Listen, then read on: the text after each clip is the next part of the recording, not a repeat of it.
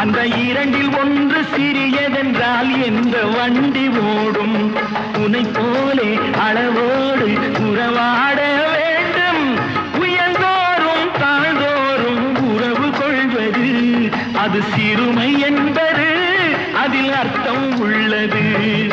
பரமசிவன் கழுத்தில் இருந்து பாம்பு கேட்டது, கருடா சௌக்கியமா? யாரும் இருக்கும் இடத்தில் இருந்து கொண்டால் எல்லாம் சௌக்கியமே.